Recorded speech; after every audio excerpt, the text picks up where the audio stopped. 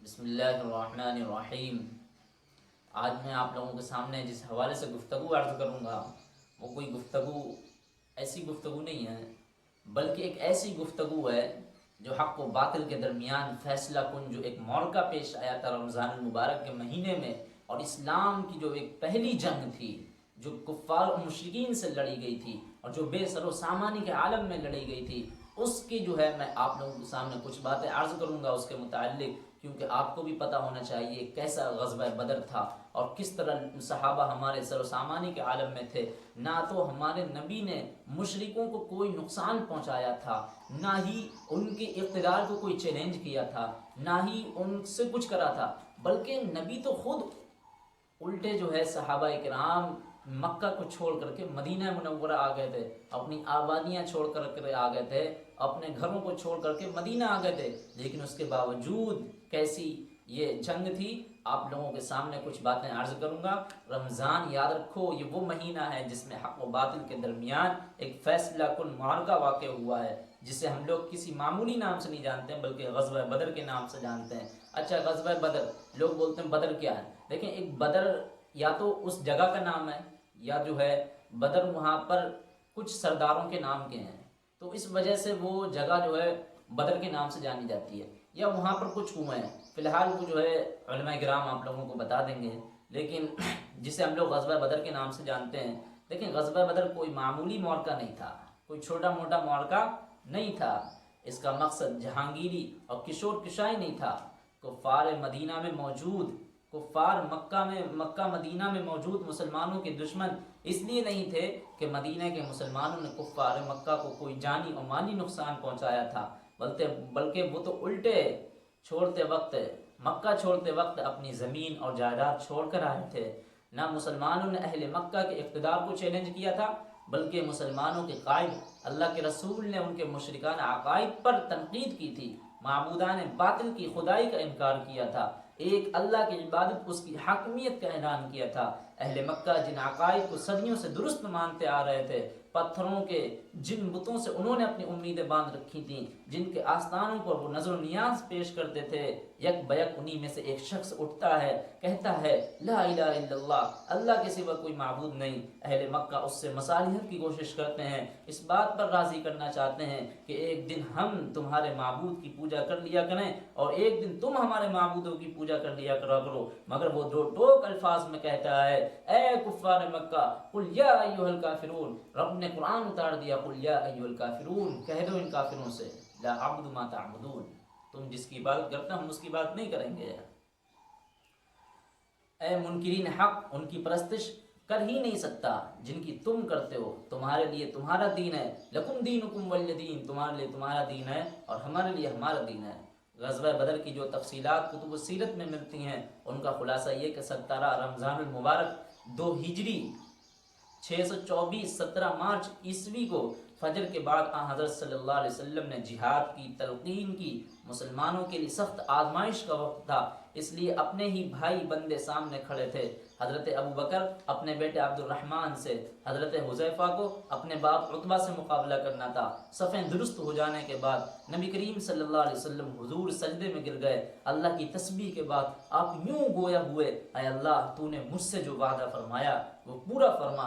اے اللہ اگر آج ہی مٹھی بھر لوگ ہلاک ہو گئے تو پھر قیامت تک تمام روئے زمین پر تیری عبادت کرنے والا کوئی نہیں رہے گا۔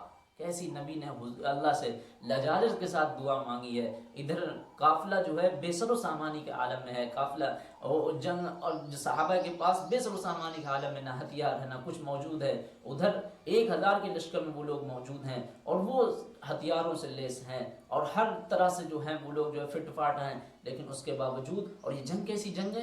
دیکھیں، حضرت ابو بکر اپنے بیٹے عبد الرحمن کے سامنے تھے، حضرت حذیفہ کو اپنے باپ کے عتبہ سے مقابلہ کرنا تھا، مطلب ایسے لوگوں سے مقابلہ کرنا تھا جو اپنے ہی لوگ تھے، اپنے باپ تھے، اپنے بیٹے تھے، اور نبی اکرم صلی اللہ علیہ وسلم تو سجدے میں گر گئے، اللہ سے لجاجت کے ساتھ دعائیں مانگنے لگے، اے اللہ جو تو نے مجھ سے وعدہ فرمایا وہ پورا فرما۔ اے اللہ اگر آج یہ مٹھی بھر لوگ شہید ہو گئے، اگر آج یہ مٹھی بھر لوگ یہ ختم ہو گئے تو پھر اس روئے زمین پر قیامت تک تیری کوئی حمد و ثنا کرنے والا نہیں ہوگا۔ اللہ کو یہ ایسی دعا قبول ہوئی اللہ کے یہاں کہ دعا کے علاوہ نبی اکرم صلی اللہ علیہ وسلم نے दौरान जंग एक मुट्ठी कंकर उठाई, एक मुट्ठी कंकर उठाई और दुश्मन के लश्कर की तरफ फेंक दी। इस रेत का जर्रा जिस काफिर पर भी जाकर के गिरा, उस जंग में वो मारा गया। सूरह इनफाल की आयत नंबर 17 में नबी अकरम के कंकर मारने के मुतालिक इरशाद है, वो आयत नहीं याद रही है, फलम तक़्तुलूहुम वलाकिन्नल्लाह क़तलहुम वमा रमैता इज़ रमैता वलाकिन्नल्लाह रमा। आपने हकीकतन वो कंकर नहीं फेंकी है जिस वक्त बज़ाहिर आपने कंकर फेंकी थी, लेकिन वो कंकर अल्लाह ताला ने फेंकी है। यानी कहने का मतलब अल्लाह ताला बता रहे हैं कि आपने जो कंकर फेंकी थी वो आपने नहीं फेंकी थी, बल्कि उसको अल्लाह ताला ने ही अपने हुक्म से फेंकी थी। जंग के आगाज़ पर अरब के दस्तूर के मुताबिक पहले इनफरादी मुकाबले हुए। सबसे पहले उमर बिन अल-हज़रमी का भाई आमिर मैदान में निकला और मद्दे मुकाबिल तलब किया। मुकाबले पर हज़रत उमर का एक गुलाम निकला और उसने चश्मे ज़ोन में इस मगरूर का खात्मा कर दिया जो अपने भाई का इंतकाम लेने के लिए आया था। उसके बाद उतबा बिन रबिया, उसका भाई शेबा, उसका बेटा वलीद बिन उतबा मैदान में निकले। मुकाबिल तलब किए गए। 3 अंसारी सहाबा मैदान में निकले, लेकिन इन तीनों काफिरों ने ये कहकर इनसे मुकाबला करने से इनकार कर दिया, ये हमारे पल्ले के नहीं है, ये हमारे पल्ले के नहीं है। अरे हमारे पल्ले के तो वही लोग हैं। यानी इतना गुरूर और घमंड था उनके अंदर कि ये तक कह दिया कि हमारी ये पल्ले के नहीं। मतलब अंसार मदीने के जो सहाबा थे उनको भेजा मुकाबले के लिए, तो उन्होंने कह दिया ये हमें नहीं चाहिए, कहाँ हम पहलवान, कहाँ ये कमज़ोर, अरे हमें तो वही मक्का वाले लोग चाहिए। तो इनकार कर दिया, ये हमारे पल्ले के नहीं है। और ये पुकार कर कहा, ए मोहम्मद सल्लल्लाहु अलैहि वसल्लम, हमारे मुकाबले पर कुरैशी भेजो, हम अरब के चरवाहों से मुकाबला करने के लिए यहाँ आए हैं, ना कि इन लोगों से मुकाबला करने के लिए आए। आपके इरशाद पर हज़रत हमज़ा, हज़रत अली, हज़रत अबू उबैदा मुकाबला के लिए निकले। मगरूर कुरैशी सरदारों ने उनके नाम पूछे, कहा हाँ तुम हमारे हम पल्ला हो। मुकाबला शुरू हुआ। चंद लम्हों में हज़रत हमज़ा ने उतबा को, हज़रत अबू उबैदा ने शेबा को जहन्नम रसीद कर दिया, हज़रत अली ने वलीद को कत्ल कर डाला। लश्कर इस्लाम से तकबीर की आवाज़ बुलंद हुई। कुरैश ने अपने नामवर सरदारों को यूं कटते देखा तो यकबारगी हमला कर दिया ताकि अक्सरियत के बलबूते पर लश्कर इस्लाम को शिकस्त दें। ग़ज़वा बदर में मोमिनीन के जोश जिहाद का ये हाल था कि एक सहाबी खजूरें खा रहे थे। उन्होंने हुजूर अकरम का ऐलान, आज के दिन जो शख्स सब्र इस्तिकामत से लड़ेगा, पीठ फेर कर ना भागेगा, वो यकीनन जन्नत में जाएगा, सुना था। तो खजूरें फेंक दी। फरमाया वाह, मेरे और जन्नत के दरमियान बस इतना वक्फा है। वो खुश हो गए, बस जन्नत और मेरे दरमियान इतना वक्फा है, ये लोग मुझको कत्ल कर दें। ये कहकर इतनी बहादुरी से लड़े कि शहीद हो गए। चंद लम्हों में जन्नत का फासला तय कर लिया। इस हंगामे में अंसार के दो कम उम्र बच्चे माज बिन आमर बिन जमू और माज बिन अफरा हज़रत अब्दुर्रहमान बिन औफ के पास आए। उनमें से एक ने कहा, चचा जान, आप अबू जहल को पहचानते हैं? वो कहाँ है? हमने सुना है वो रसूलुल्लाह सल्लल्लाहु अलैहि वसल्लम की शान में गालियाँ बकता है। इस पाक ज़ात की कसम जिसके कब्ज़े में मेरी जान है, अगर मैं उसको देख लूँ तो उस वक्त तक उससे जुदा ना होऊंगा जब तक वो मर न जाए या मैं शहीद न हो जाऊं। यही बात दूसरे ने कही। इत्तेफाक से अबू जहल का गुजर सामने हुआ। हज़रत अब्दुर्रहमान बिन औफ ने उसकी तरफ इशारा कर दिया। इशारा पाते ही ये दोनों नन्हे मुजाहिद अपनी तलवार लेकर उसकी तरफ भागे और वो घोड़े पर सवार था। ये दोनों पैदल जाते जाते उनमें से एक ने अबू जहल के घोड़े पर और दूसरे ने अबू जहल की टांग पर हमला कर दिया। घोड़ा और अबू जहल दोनों गिर पड़े। अकरमा बिन अबू जहल ने माज बिन आमर के कंधे पर वार किया और उनका बाजू लटक गया।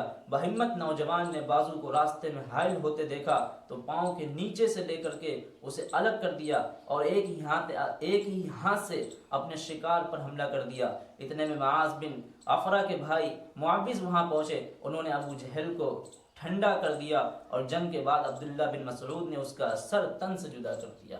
अल्लाह अकबर। ये जब बातें सुनते हैं तो आंखों में आंसू आ जाते हैं। कैसे वो मर्द मुजाहिद थे, नन्हे मुजाहिद, जिनके अंदर ऐसा जज्बा था कि वो कहाँ मुशरिकों का सरदार, काफिरों का सरदार अबू जहल, और वो कहते हैं कि मुझे बता देना, मैं इससे मुकाबला करूँगा। अल्लाह अकबर, क्या उनके अंदर जज्बा था। इन मुजाहिदों ने अबू जहल का काम तमाम कर दिया। एक ने उसके ऊँट पर, एक ने उनकी टांग पर, फिर उसके बाद अब्दुल्ला बिन मसऊद ने उनके सर को तन से जुदा कर दिया। ये मुआरका पेश आया। अल्लाह ने इस पहले मुआरके में अहले ईमान को शानदार फतह अता फरमाई اور پورے جزیرہ نما عرب میں اسلام کی ڈھاک بیٹھ گئی اور کفر کی ہوا اکھڑ گئی۔ قریش کا رعب و دبدبہ خاک میں مل گیا۔ مدینے کے یہود اور منافقین مایوس ہو گئے، مگر ان کے دلوں کا کینہ اندر ہی اندر لاوا بن کر پکتا رہا۔ شکست کی خبر مکہ میں پہنچی تو پورا شہر سکتے میں آ گیا۔ کوئی گھرانہ ایسا نہ تھا جس کے افراد جنگ میں قتل نہ ہوئے ہوں یا مسلمانوں کے ہاتھ قیدی نہ بن گئے ہوں۔ لوگوں کے دلوں سے خوشی اور ہونٹوں سے مسکراہٹ غائب ہو گئی۔ جنہیں چند سال پہلے مکہ کی وادیوں میں گھسیٹا جا رہا تھا، کمزور اور بے سر و سامانی کے باوجود اپنے ایمان کی قوت سے اسلحے کی طاقت اور مادی وسائل پر غالب آ چکے تھے۔ اللہ نے ان کی ایسی مدد کری کہ دیکھیں ان کو جو ہے اتنی سے کم تعداد میں اور جو ہے اتنے ہزاروں کی تعداد میں لوگوں کے اوپر آپ کو جو ہے غالب کر دیا۔ یہ حق و باطل کے درمیان ایک جنگ ہوئی تھی جس میں مسلمانوں کی تعداد 313 تھی، جن میں 70 مہاجرین تھے اور جو ہے 236 انصار تھے۔ ان 313 میں سے 8 صحابہ کرام وہ تھے جو کسی عذر کی بنا پر میدان بدر میں حاضر بھی نہ ہو سکے، مگر اموال غنیمت میں ان کو حصہ عطا فرمایا گیا۔ ان میں سے 3 مہاجرین تھے، ایک امیر المؤمنین حضرت سیدنا عثمان بن عفان تھے جو حضور صلی اللہ علیہ وسلم کے حکم سے اپنی زوجہ محترمہ حضرت سیدہ رقیہ کی علالت یعنی بیماری کی وجہ سے تیمارداری میں رکے رہے۔ دوسرے حضرت سیدنا طلحہ حضرت سیدنا سعید بن زید تھے جو مشرکین مکہ کے قافلے کی جستجو میں گئے تھے۔ ان کے علاوہ 5 انصار تھے۔ اس غزوے میں مسلمانوں کے پاس صرف 2 گھوڑے، 70 اونٹ، 6 زرہیں، 8 شمشیریں تھیں۔ گھوڑے حضرت زبیر بن عوام حضرت اسود کندی کے پاس موجود تھے۔ ایک اونٹ پر 3 افراد کو سوار کیا گیا جو باری باری بیٹھتے تھے۔ نبی کریم صلی اللہ علیہ وسلم، حضرت سیدنا علی، حضرت مرشد غنوی ایک اونٹ پر، حضرت سیدنا ابو بکر صدیق، حضرت عمر، حضرت عبد الرحمن بن عوف دوسرے پر باری باری سوار ہوتے۔ قافلہ کفار کی صورتحال یہ تھی کہ ابو سفیان جو کہ حد درجہ محتاط قدم بقدم پہ وہ خبریں وصول کرتا تھا، پیش قدمی کرتا رہا۔ ابو سفیان نے ایک قاصد مکے کی جانب بھیجا جس نے مکے والوں کو مدد کے لیے پکارا۔ چونکہ قافلے میں سب کا کچھ نہ کچھ سامان موجود تھا، اس لیے مدد کے لیے ہر گھر سے کوئی نہ کوئی نکلا، سوائے ابو لہب کے جس نے اپنے مقروض کو جنگ میں بھیجا۔ تقریباً سبھی بڑے بڑے سورماؤں اور سردار اس میں شامل تھے۔ ابو سفیان نے بعد میں یہ خبر بھیجی کہ قافلہ بچ نکلا ہے اور مدد کے لیے نہ آیا، لیکن ابو جہل ایک متکبر شخص تھا۔ اس نے کہا آج ہم مسلمانوں کو سبق سکھائیں گے۔ قریش مکمل تیاری کے ساتھ نکلے۔ ابتدا میں تعداد 1300 تھی، 1000 گھوڑے تھے اور اونٹ کثیر تعداد میں موجود تھے، اس لیے ان کی تعداد معلوم نہ ہو سکی۔ قریش کی بنو بکر سے دشمنی چل رہی تھی، انہیں مکے پر حملے کا خدشہ محسوس ہوا، لیکن شیطان مردود سرداران کنانہ سراقہ بن مالک کی شکل میں آیا اور کہا میں بھی تمہارا رفیق کار ہوں اور اس بات کی ضمانت دیتا ہوں کہ بنو کنانہ تمہارے خلاف کوئی بھی ناگوارا کام نہ کریں گے۔ یہ سن کر مکہ والوں کے حوصلے بلند ہوئے اور وہ ابو جہل کی قیادت میں جنگ کے لیے روانہ ہوئے۔ ادھر رسول اللہ صلی اللہ علیہ وسلم نے حالات کا بغور مشاہدہ کیا تو محسوس کیا کہ اب ایک عظیم الشان ٹکر ہونے والی ہے۔ آپ صلی اللہ علیہ وسلم نے مجلس شورا بلائی، عام آدمیوں اور کمانڈروں کے ساتھ اظہار خیال کیا۔ حضرت ابو بکر صدیق، حضرت عمر نے نہایت اچھی بات کہی۔ حضرت مقداد بن عمر کچھ اس طرح ہوئے گویا خدا کی قسم آپ صلی اللہ علیہ وسلم سے وہ بات نہیں کہیں گے جو بنی اسرائیل نے حضرت موسیٰ علیہ السلام سے کہی تھی، تم اور تمہارا رب جا کر لڑے، ہم بیٹھے ہیں۔ کیونکہ یہ سب مہاجر تھے۔ رسول اللہ صلی اللہ علیہ وسلم چاہتے تھے کہ انصار بھی کچھ کہیں تو رسول اللہ صلی اللہ علیہ وسلم نے 2 بار ارشاد فرمایا مجھے مشورہ دو۔ حضرت سعد بن معاذ نے یہ بات بھانپ لی، انہوں نے کہا ہم نے تو اس بات کی تصدیق کی ہے کہ آپ جو کچھ لائے ہیں سچ ہیں، اور ہم نے آپ صلی اللہ علیہ وسلم کو سمیع و اطاعت کا عہد و میثاق دیا ہے، لہذا رسول اللہ صلی اللہ علیہ وسلم آپ کا جو ارادہ اس کی طرف پیش قدمی آپ جاری رکھیے۔ یہ تھی غزوہ بدر، جو میں نے آپ لوگوں کے سامنے کچھ باتیں اس کے متعلق کری ہیں۔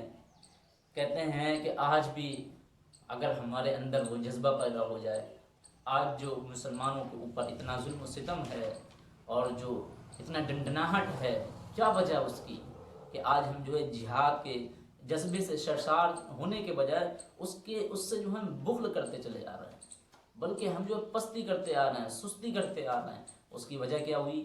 آج کفار غالب ہیں، مسلمان بالکل جو ہے مرے سڑے پڑے ہوئے ہیں۔